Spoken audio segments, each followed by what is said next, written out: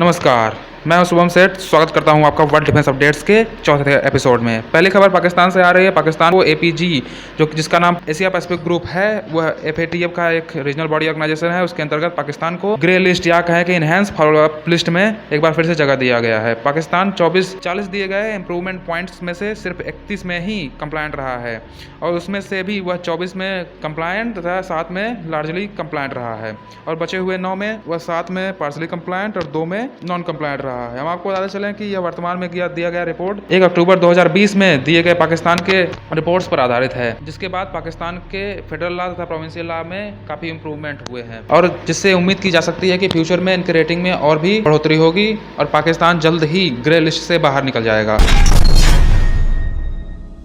दूसरी खबर United states of America से। यूनाइटेड स्टेट्स एयरफोर्स डिपार्टमेंट द्वारा यह बताया गया कि यूनाइटेड स्टेट्स एयरफोर्स जल्द ही रीयूजेबल रॉकेट का यूज इंटरनेशनल कार्गो ट्रांसपोर्टेशन में करेगा, जिसके अंतर्गत आर्म फोर्सेस को इक्विपमेंट्स तथा लॉजिस्टिक्स रॉकेट द्वारा प्रोवाइड किया जाएगा, जिससे टाइम कॉस्ट की भरपूर बचत होगी। इस प्रोग्राम में United states department of air force private कंपनियों के साथ मिलकर काम करेगा, जिससे कॉस्ट और भी ज्यादा कम होगा। इस समय यूनाइटेड स्टेट्स ऑफ अमेरिका में 3 प्रकार के प्रोग्राम चल रहे हैं, जिसका नाम स्काईबॉर्ग, TS3 और गोल्डन होर्ड है। हम आपको बताते चले कि United states air force department के इस प्रोग्राम का नाम प्रोग्राम वैंगार्ड है, और यह यूनाइटेड स्टेट्स के transformational science and technology portfolio, जो कि department of air force 2030 science and technology strategy for next decade के प्रोग्राम का हिस्सा है।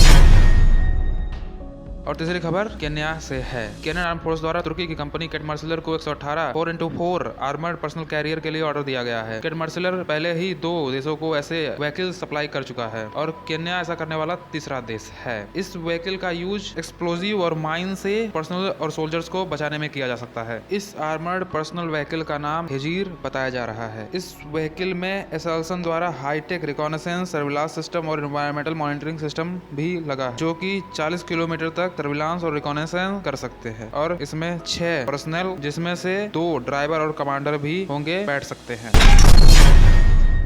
चौथी खबर यूनाइटेड किंगडम से आ रही है। यूनाइटेड किंगडम की जो एक प्रोग्राम है जिसका नाम टेम्पेस्ट है, वह यफकाज प्रोग्राम के अंदर बनाया जा रहा है, और उसके लिए एयरबस नया एयर कॉम्बैट क्लाउड सिस्टम बनाएगा। आपको पता चले कि एयर कॉम्बैट क्लाउड सिस्टम एक प्रकार का सिस्टम होता है जो कि टोटली सैटेलाइट बेस्ड होता है, जो एयरक्राफ्ट जिनमें पायलट एयरक्राफ्ट और अनमैन्ड एयरक्राफ्ट, लॉयल विंगमैन और अदर टाइप के एयरक्राफ्ट हैं, उनके बीच में कम्युनिकेशन स्थापित किया जाता है। इस कम्युनिकेशन की वजह से ये सारे एयरक्राफ्ट एक सिचुएशनल अवेयरनेस और नेटवर्क सेंट्रिक वॉरफेयर करने में सक्षम बन जाते हैं। ऐसा करने से यह वर्तमान के सभी एयरक्राफ्ट से आगे निकल जाएगा और यूके को ग्लोबल स्टेज पर एक एडवांटेज प्रोवाइड करेगा। हालांकि यूनाइटेड किंगडम अकेला ऐसा देश नहीं है जहां पर इस प्रकार के सिस्टम्स डेवलप हो रहे हैं। अदर कंट्रीज में फ्रांस भी शामिल है, जो कि अपने यफकाज प्रोग्राम के लिए यूरोपियन क्लाउड कॉम्बैट सिस्टम बना रहा है, और इसमें इंडिया और यूनाइटेड स्टेट्स, चाइना, रसिया और भी देश शामिल हैं।